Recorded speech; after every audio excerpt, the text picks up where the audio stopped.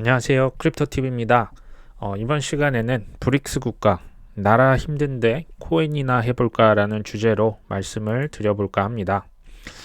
지난 시간에 러시아, 브라질, 인도까지 한번 살펴봤고요. 이번에는 가장 중요한 나라죠. 중국, 남아공 이렇게 한번 살펴보는 시간 갖도록 하겠습니다. 자, 이게 이번 올해 6월 기사입니다. 중국의 NFT 열풍이 불고 있죠. 거래소 4개월 만에 그러니까 NFT를 거래할 수 있는 거래소가 4달 만에 400%가 증가했다고 하죠. 엄청난 열풍입니다. 자, 얼마 전이 오늘인가요? 자, 중국 최초의 국가 NFT 마켓플레이스 새해 출범 예정.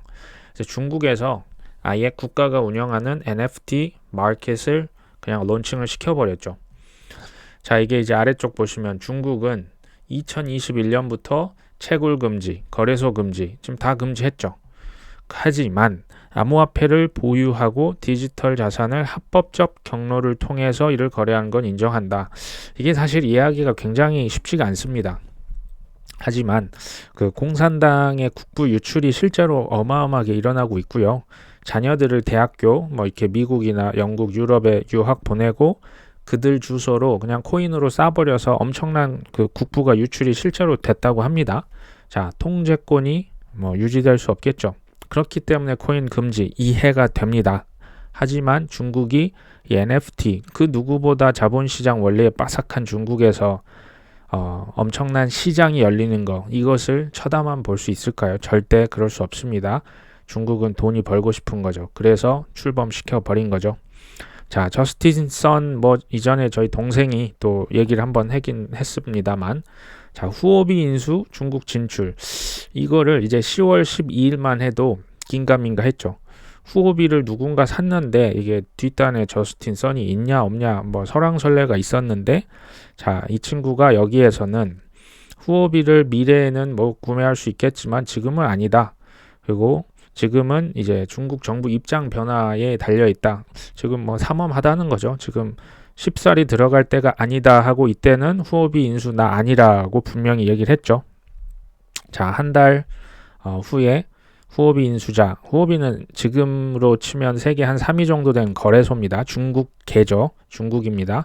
저스틴 선은 중국 사람입니다. 이거 참고로 말씀드립니다. 자, 후오비 인수자 본인 아까 앞에서 아니라고 했죠. 자, 이번에 맞는 걸로 밝혀졌죠. 11월 22일 기사입니다.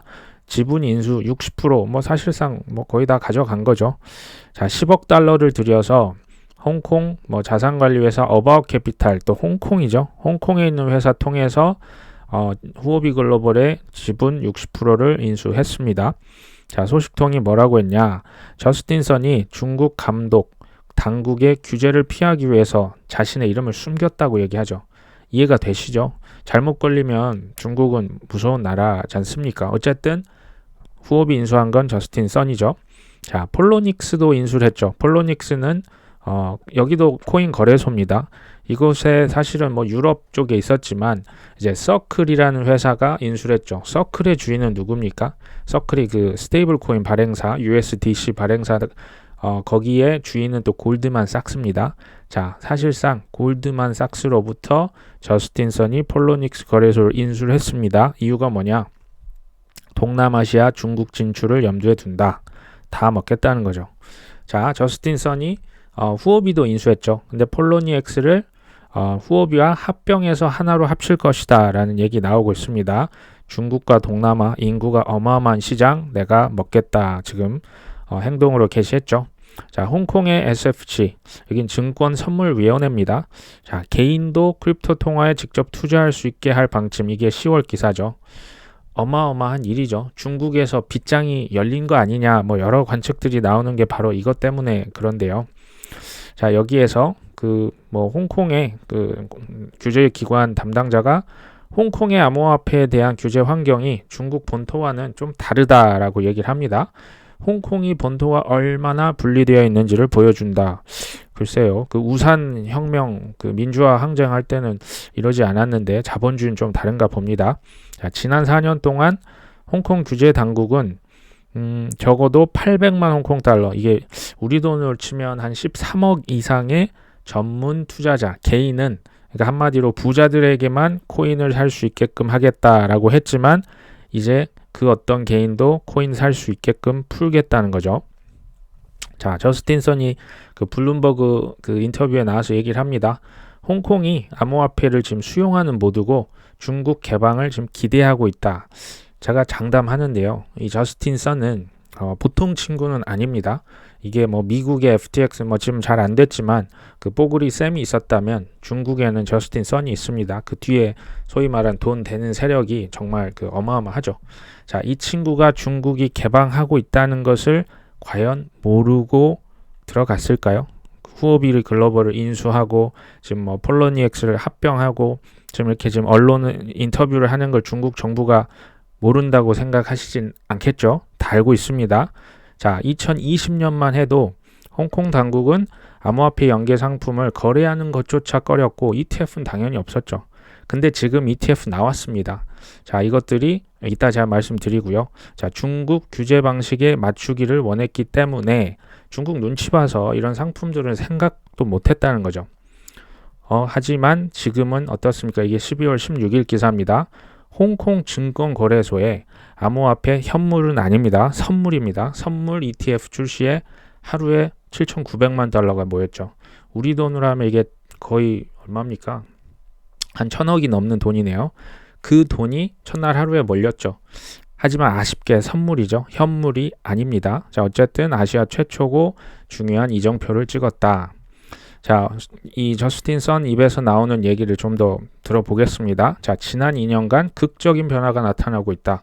지금 중국의 자산 운용사의 ETF가 홍콩 증시에 아예 상장이 돼버렸죠. 이건 엄청난 진전이다. 맞습니다. 자, 홍콩 당국이 암호화폐 거래소 지사 설립에 대해서도 우호적인 태도를 보인다. 자, 이게 코인 거래소까지 들어올 수 있다는 얘기죠. 사실은 홍콩은 싱가포르의 열등감을 느끼고 있습니다. 그리고 영국에서 이렇게 반환이 된 이후로 사실 그 아시아의 금융 허브 타이틀을 싱가포르에 굉장히 많이 뺏겼죠. 이거 다시 찾아오겠다는 거죠. 자, 암호화폐에 대한 홍콩의 정책 기조 변화가 중국 규제 변화로도 이어질 수 있다고 보고 있지 않았으면 절대 이런 사업하지 않을 친구입니다. 자, 중국 당국은 기본적으로 홍콩을 선전과 같이 실험구역으로 간주한다. 우리로 치면 뭐 테스트 베드죠. 그 영어네요. 테스트 베드로 지금 실험을 하고 있고 무엇을 시행하기 전에 항상 실험해 본다. 이거는 하겠다는 얘기라고 보셔야 됩니다. 제가 뭐 너무 긍정론자여서 그렇게 해석을 할 수도 있겠죠. 자, 중국의 암호화폐 규제 개방을 상당히 낙관하며 앞으로의 변화를 기대하고 있다. 자, 제가 볼 때 중국의 어떤 그 암묵적인 승인 없이 이 사업은 불가능합니다. 중국은 그런 곳이죠. 자, 저스틴 선 이거 지금 말씀을 드렸고요. 또 암호화폐 자산운용사 이게 미국 회사입니다. 발키리의 숨겨진 최대 고객. 자, 저스틴 선이 그 비트코인을 어디 보관을 하고 있는데요. 그 여기 미국의 암호화폐 발키리 인베스트먼트의 90% 이상의 비트코인 그 암호화폐 보장. 그러니까 그 사업 그 회사의 사업부의 90% 자산이 저스틴 선 혼자 지금 고객인 거죠. 뭐 보관료 내고 있겠죠. 중국의 억만장자 저스틴 선에 의존했다. 이 친구를 그러니까 쉽사리 그렇게 보시면 안 되는 친구라고 말씀드렸죠. 자, 중국이 어떤 곳입니까? 채굴장 90%를 다 폐쇄시켰죠. 그리고 뭐 난리도 아니었죠. 아예 그냥 뭐 불법이고 이거 거래소 너 이거 후오비가 사실 이때 철수합니다. 중국에서 중국인 계정을 실제로 없앴고요. 코인 늦기 전에 빨리빨리 빼세요라고 실제로 얘기를 했었습니다. 자, 중국에서 이거 다 금지, 결제도 금지, 서비스 금지. 중국이 이런 곳이에요.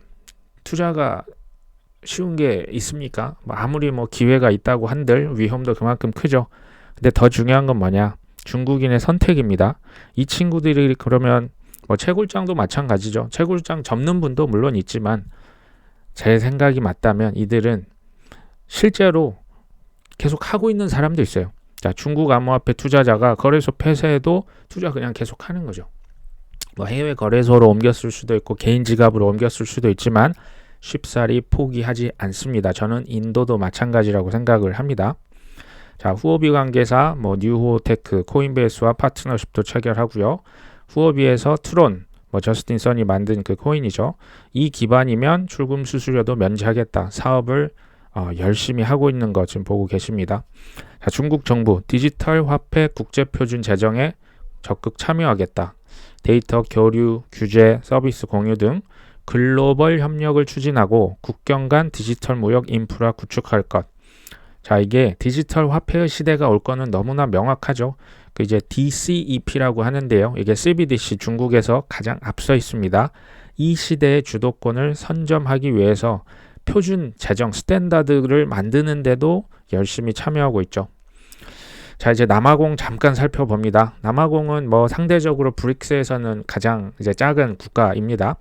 자, 하지만 여기에서는 결론이 이미 났습니다. 암호화폐를 금융 상품으로 간주하겠다. 자, 금융 상품이 뭐냐면요. 자, 결제, 투자, 기타 형태의 유틸리티를 목적으로 거래 이체, 전자 방식으로 저장될 수 있다. 이는 가치에 대한 디지털적 표현이다. 이건 뭐냐면 디지털 가치라는 거예요.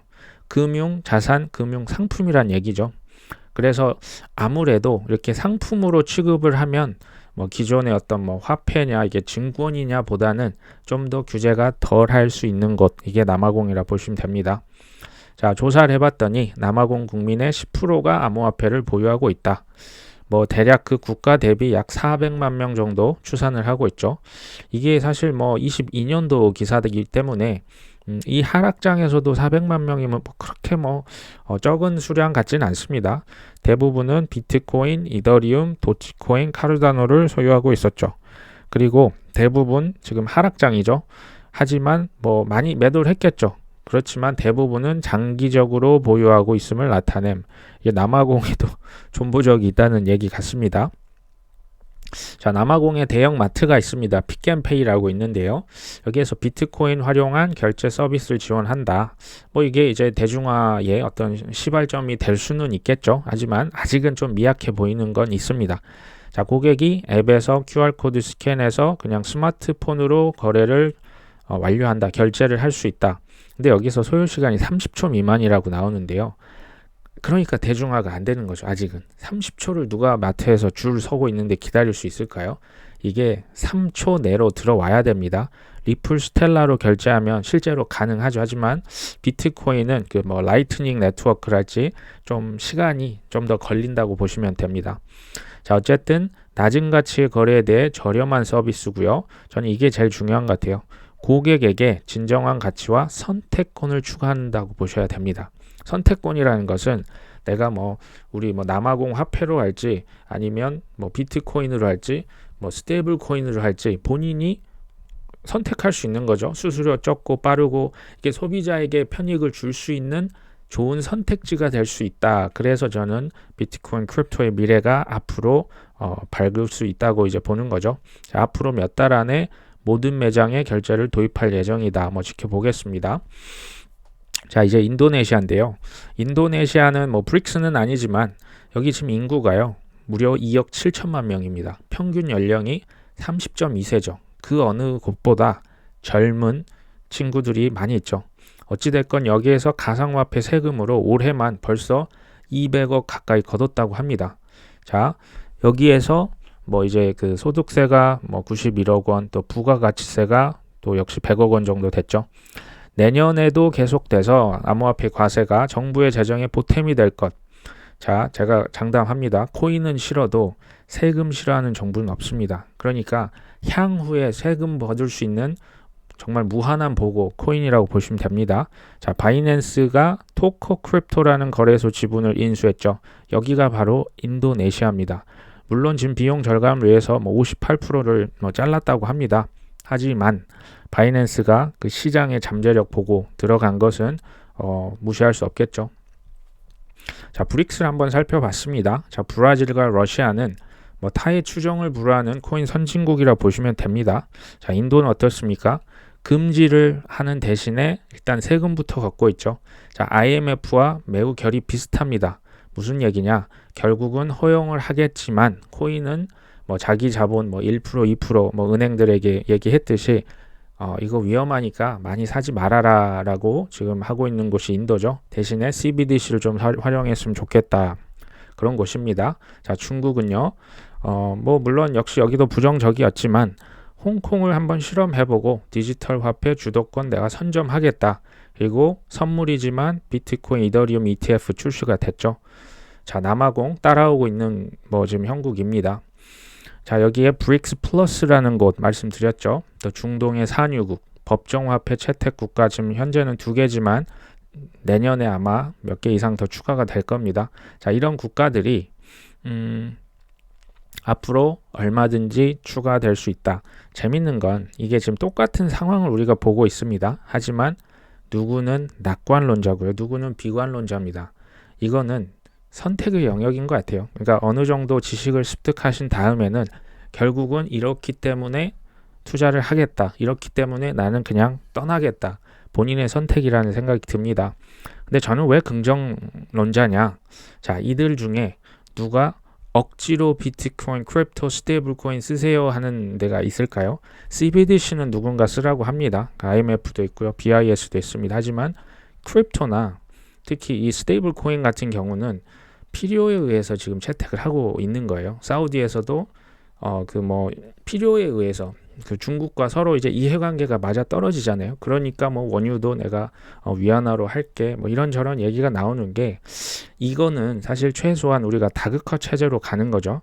거기에서 좋은 선택지를 제공할 수 있겠다라는 생각이 듭니다. 자, 오늘 준비한 내용 여기까지입니다. 시청해 주셔서 감사합니다.